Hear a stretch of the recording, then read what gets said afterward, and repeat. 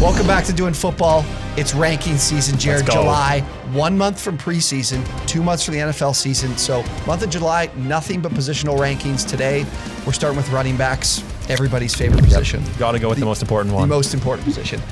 So today we'll do 1 to 5. And then coming out this week as well, we'll do 6 to 10. But again, running backs this week. We'll get through everything in the month of July. 2 episodes a week now. Hopefully, the office, everybody here thinks we might be a little bit more important to the content creation as we get closer to football. Hopefully. That would be nice. Jared Hall, Tyler McKillop. Again, we'll start 1 through 5. Make sure, subscribe, like the video, comment. Jared's 5th running back he has. I don't really think it's... you got to stick around until 5. We got to stick till there. But comment, let us know what your rankings would look like. Let's get started with the consensus number 1. Yeah, this is an easy one. It's Christian McCaffrey. If you aren't picking Christian McCaffrey 101, it's just a big mistake. Sure, he got injured last year, but I have an insane stat here for you. Alvin Kamara, Dalvin Cook, David Montgomery, Derrick Henry. They're the only 4 running backs who had more 24.8 plus PPR points performances than Christian McCaffrey last season. Christian McCaffrey only played 3 games. That's insane. To get somebody with that much upside, you can't think about anybody else. If he's on the field, it's just at a different level. The touches are insane. It doesn't matter about the share of the offense that these wide receivers you think are going to have. Christian McCaffrey's the 101 in every draft you're in. Dynasty, redraft. Well, Dynasty Superflex, I can argue Mahomes, but otherwise, Dynasty Super. Okay. Otherwise, it's McCaffrey. Even then, it's just. He plays at a completely different level. It's a different level than Derrick Henry. 100%. He's just the focal point of the offense in Carolina, and we got to see a full season of it again because, like Jared just said, he played 3 games and he averaged just as much as that group of 4 guys who were the 1, 2, 3, and 4 last year. Yeah. So nobody's going to provide you as consistent 25 plus games than Christian McCaffrey. Yeah, exactly. Let's go to number 2. I would say this is where things start to become a bit of a debate. I know me and Jared are on the same page with our first 4 here. I think 2 through 4 are pretty interchangeable. Yeah, can be interchangeable. I will say that we'll get to the 5th. I think he could be involved in the conversation too at some point. But number 2, Dalvin Cook of the Minnesota Vikings. So volume. That's the most important thing here. Dalvin Cook and Derrick Henry are 2 players who see the most volume on a year in, year out basis. Over 300, I think he had 312 rushing attempts last year, which is just insane number compared to other players around that mark. Alvin Kamara, for example, I know he's more of a receiving back, but he had about 180. Derrick Henry was in a different planet. I think he had like 340 last year. But he and Henry, like I said, class of their own, and this offense isn't changing. Derrick Henry does have to deal with the addition of Julio Jones, who could be, looking to get some more targets than the typical 2s and 3s from last year with Corey Davis. So there is that little bit to think about there. And also Arthur Smith moving on and out of Tennessee as the OC. I do think Derrick Henry is still going to have a fabulous season, but that is just, I think, where there's more safety with Dalvin Cook. The best yards per carry of his career last season. He's 25 and he still put together one of the best seasons of his career last year. Probably was the best season of his career last year. And I don't see any reason why that's going to change this year either. Yeah, the difference between him and Derrick Henry for me is just the receiving ability. Yeah. Dalvin Cook's going to get you a lot of catches. The only issue is the injuries. He does seem to miss a couple games a year. Agreed, yeah. But you just have to make sure you grab Alexander Mattison too, because he's going to have that workhorse role if Dalvin Cook doesn't play. Yeah, one of the top handcuffs in fantasy football for sure. The other thing I think about I like with Cook is that the offense is not going to be any different than last year. So why should we be predicting that he's going to have a different fantasy outcome from it? It's the same group of wide receivers. Your guy Irv Smith is going to be the tight end one in Minnesota, but other than that, it's the same offense. The coach came out and said they're not going to increase his role. The stupidest headline I've ever seen. Well, let's go from there to our Derrick running Henry. back 3 into Derrick Henry. Number 3, yeah. We both have Derrick Henry at 3 here. And nobody has as high of a carry number than Derrick Henry. He's almost guaranteed to get 350 carries. Yeah. Like I said, Cook was the second, and they were the 2 of them were way above the third. But even Henry has a 30 carry difference between him and Cook. The only reason he's not in my top 2 is because most leagues are now either at least half PPR or full PPR. Yeah. And as we know, Derrick Henry, he doesn't really catch passes. Like there's this one tweet I saw. Derrick Henry was perfect in 2020. He had career high marks in rush attempts, yards per carry, and touchdowns. But with all that, he was still just the RB4 in PPR. So we know what he's going to be. He's going to be at least like top 5 running back, but he just doesn't have that running back 1 upside that McCaffrey or Cook or Kamara have. Yeah. There's no, I can't think of the word I'm thinking of now, but you can't, the fluctuation between what his floor, his ceiling is just, it's not that limited. There's not a huge chance that he ran for 2,000 yards last year, guys. I don't think it's going to change too much more in terms of a higher ceiling for him. So I agree with you there. But of course, he's going to get 320 touches at least if he's healthy. So Derrick Henry, he's just a safe RB4 pick. Like take him 3rd or 4th, and you're safe. Yeah, you know exactly what you're going to get. So that'll take us to the RB4. We have Alvin Kamara. I am surprised the two of us are in agreement here of where he's at. The RB2 last year, correct? I think it was just RB1. RB1 last year, actually. Oh, and a quick thing on your on PPR and half PPR. If you're watching and you're in a standard league still, drop a comment. I haven't been in a standard league in quite a few years now. It's been years. Half PPR is the new standard. There should be a new title for it. Switch it. Yeah, from standard to like, I don't know, boring or something. That way of playing just kind of cripples you from the wide. I can never do that again. Wide receiver standpoint. Alvin Kamara, our number 4. We're in agreement on it there in these rankings up to the 4 spot. This is where your RB2 from last season comes into play. It's the QB situation. So from last season and through the course of history of Kamara playing with Taysom Hill, he's dropped from 22 PPR points per game to 14. Now, at the end of the day, this offense that Sean Payton has built the success of it is built through the running back position. There was a bit of a sizable decrease in these 4 games that Kamara's played with Taysom Hill in terms of his receiving totals. I think it dropped from maybe 5 to 2.5.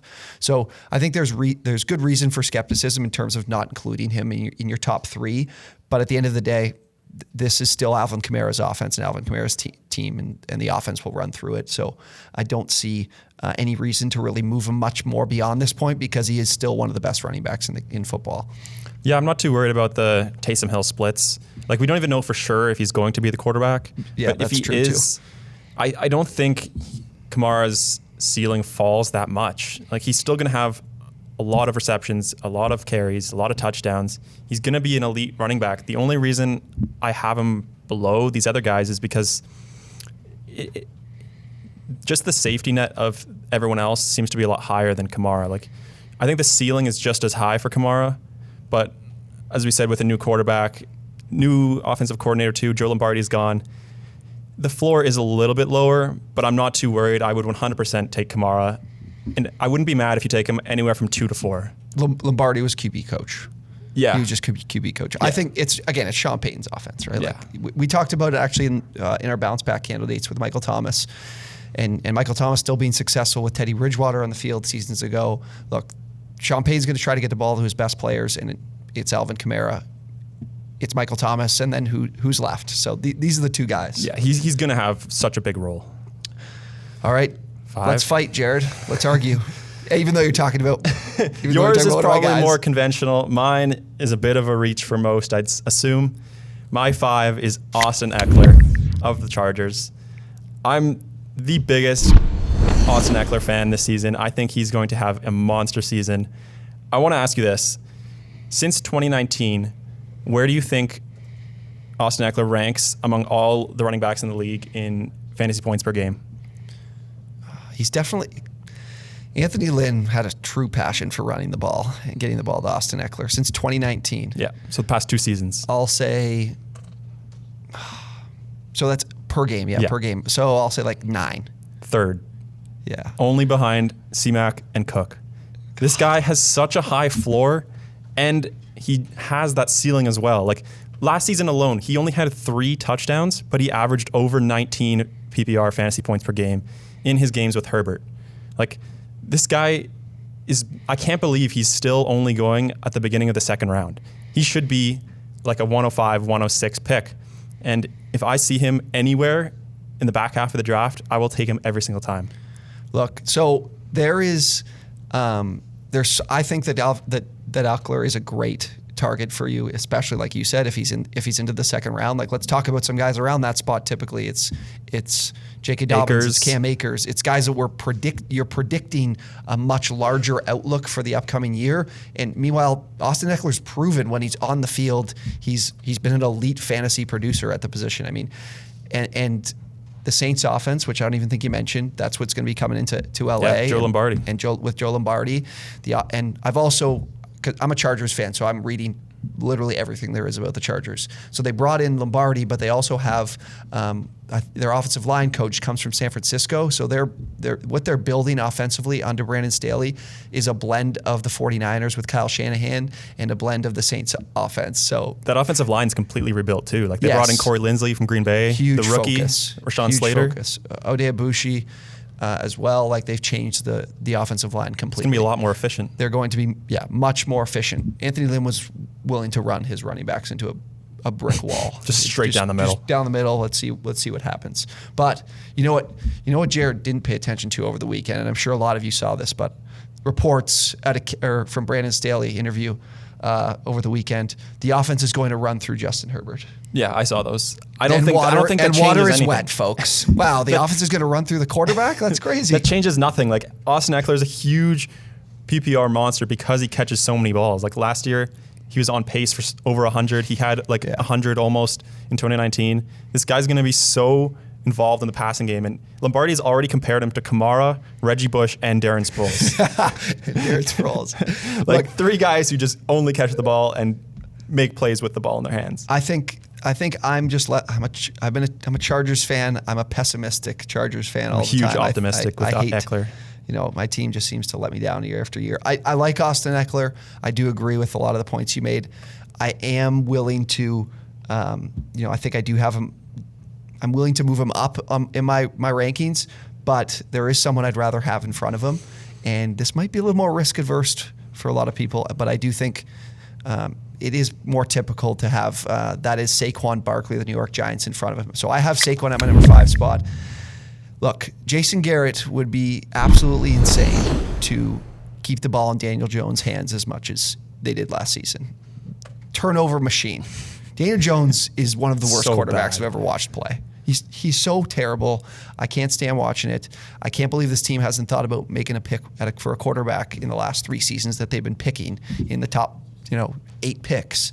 They should have taken Justin Fields. Yeah. But here's something I think is really important and will be a reason why not only Jason Garrett coming from an offense where he worked with a guy named Ezekiel Elliott, who was one of the best fantasy running backs that we've ever seen in, what was it, through the 2017, 2018 kind of years there. Saquon Barkley has not lost a fumble in his entire NFL or college career. He's fumbled once in the NFL in like 600 touches, and that one fumble was recovered. He hasn't lost the ball. He hasn't turned over the ball. He takes care of the ball better than anyone else in the NFL does. I would not be too worried about the injury from last season. Of course, major injury, torn ACL. If this guy's on the field, he is going to be one of the best running backs in fantasy football. I guess that could be a big if to a lot of people considering last season. But I do believe that if he's in a 13 to 16 game season, he's going to see the same volume of touches that Dalvin Cook would see. He's going to see, I think he's going to see 300 touches in the season if he's on the field for 13, 14, 15, 16 games this year. So I love Saquon Barkley. I know there's, the worry about the ACL, and then in 2019, he did see a little bit of a dip in terms of efficiency. He went from like 5 yards per carry to about 4.6, I believe it was. He did have a high ankle sprain in week 3 that he played through for most of the season. So I do think that a bit of his production there and efficiency was hindered by that. I think we could still see the production from his rookie season. Maybe don't see the same 2,000 plus yards from scrimmage, but I think that he's going to be a really good option as the 5th running back and off the board at 4, 5, 6. I just have a couple worries about him. Like as a talent, he's probably the best running back in the league. The plays he can make are just absurd. Yeah. But the offensive line is still terrible. Yeah. And I am very worried about the injury. Like the Giants have already said they plan on easing him in. Like I don't think he's gonna play as big of a role early on in the season as you think. Like they see him as a franchise guy. Like they took him with the 2nd overall pick. Crazy. So they don't want to run him into the ground and then release him before they give him a new contract. Like, they want him to be the focal point of their offense in the long term, but that might mean they ease him in this year. Like, I don't think they are going to be. So what do you think year. easing him in is? Is it less? Is Less it less? touches. But is it less touches or is it less designed runs? Is it more? He's the best player on the field. Are we going to maybe throw the ball to him a little bit more because that's probably a little less wear and tear? Yeah, like, they might. We throw go the ball to a little more. game 1 last year.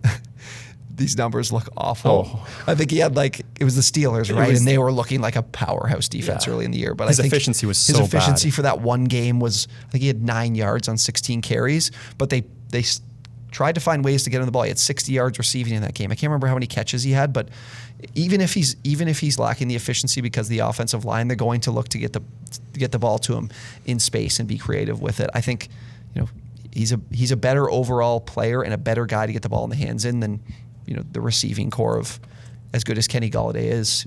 He's also that offense is going to be terrible too, though. In general, I think. As long as Daniel Jones is there, they're going to be losing games. Comment your Daniel Jones take and why he might actually be. I can't believe some people anywhere actually near have him productive this year, and I'll tell you why not. Yeah, I would not touch that guy with a 10-foot pole. Give me a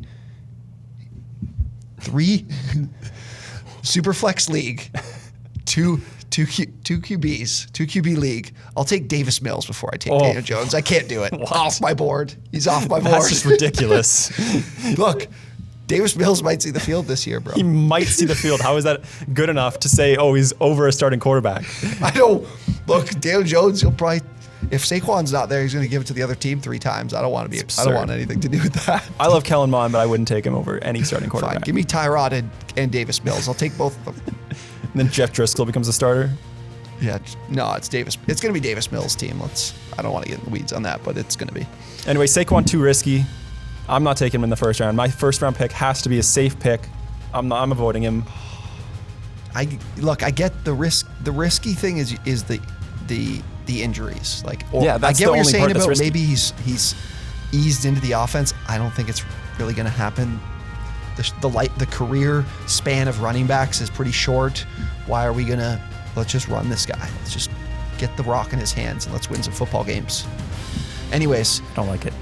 those are running backs 1 through 5. We'll have 6 to 10 in the next episode, but thank you guys for tuning in. Make sure, subscribe, comment, and let us know Saquon or Ekeler, who would you rather have this season. We'll see you guys next time.